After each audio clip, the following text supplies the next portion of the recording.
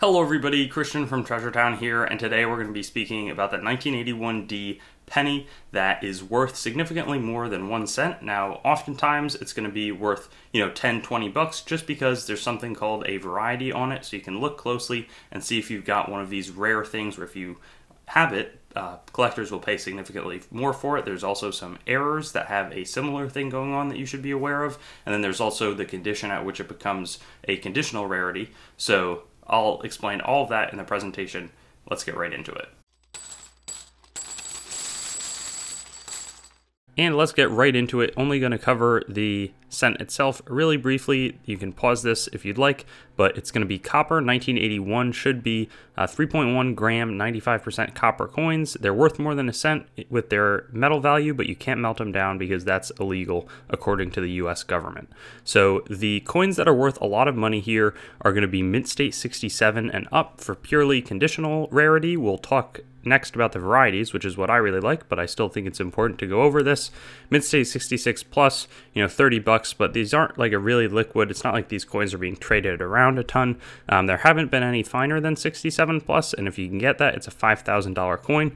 But if you've got one that's virtually flawless, booming luster, hardly anything, maybe a tiny little hit right there, but that was probably a mint state 67, maybe a 7 plus. Really, really gorgeous coin. You could consider submitting it on its own. Otherwise, I would start by looking at the In God We Trust for some double dies. So you can see right here in the G, the O, the D, it's a little tougher to see, as well as in the W and E, maybe a little bit, but I can see it better in the G and the O. A nice doubled spread right there.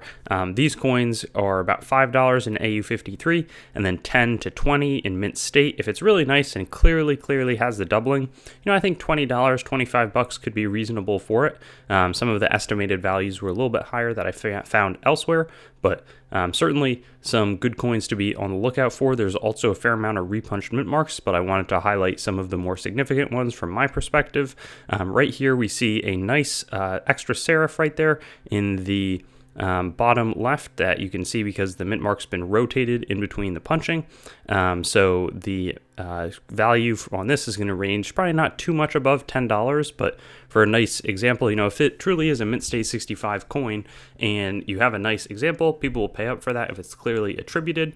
Right here we see a similar coin, and the values are going to all be relatively similar. Again, these aren't super liquid, but for collectors, they're not easy to come by either.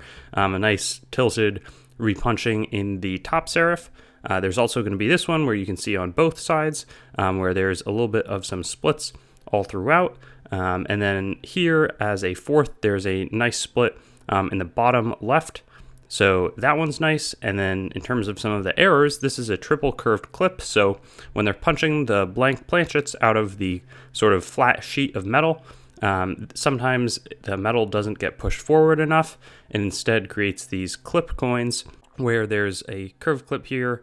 So it's not like from the edge. Instead, it was already punched out, and then they didn't advance it far enough forward. So the planchet that gets punched out of the sheet already has some missing, and so it's in the shape of a separate coin where the planchet would fit nicely in. This sold for 155 bucks.